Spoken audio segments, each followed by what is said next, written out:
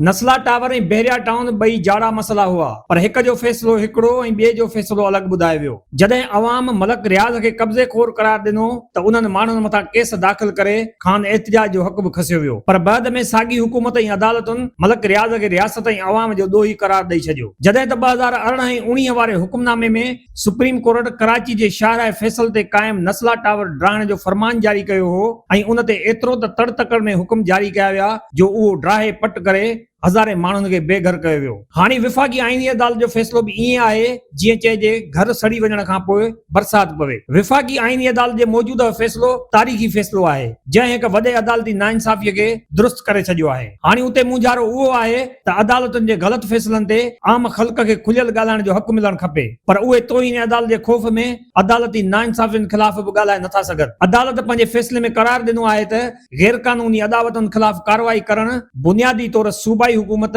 ऐं लाॻापियल इदारनि जी ज़िम्मेवारी आहे, न कि अदलिया जी। विफ़ाक़ी आईनी अदालत जे इंसाफ़ भरे फ़ैसिले खां पोइ छा सुप्रीम कोर्ट जो उन वक़्त जो चीफ जस्टिस गुलज़ार अहमद मअज़रत कंदो? छा मअज़रत सां अहिड़ी वॾी नाइंसाफ़ी जो अज़ालो थींदो? हाणे अख़लाक़ी सुवाल उहो थो पैदा थिए त छा का इमारत गैर क़ानूनी नमूने तयार थी वञे थी त उन खे ड्राइण वारो ॾोही या उन ते घर ख़रीद कंदड़ ॾोही हूंदा? जेतोणीकि नस्ला टावर जे रहायशनि वटि समूरा कानूनी कागज़ हूंदे बि टावर खे ड्राहे पट कयो वियो। छा उन गैर क़ानूनी कब्ज़े ते अदावत कंदड़ बिल्डर या वरी उन जी मंज़ूरी ॾींदड़ कामोड़नि ख़िलाफ़ कार्रवाई थी? जे न त पोइ उन नस्ला टावर जे रहायशनि खे बेघर छो कयो वियो? एॾे वॾे नुक़सान जो अज़ालो हाणे कीअं मुमकिन बणिबो? उहो जमहूरी हुकूमतुनि खे ॿुधाइणो पवंदो ऐं ख़ुदि अज़ालो करणो पवंदो।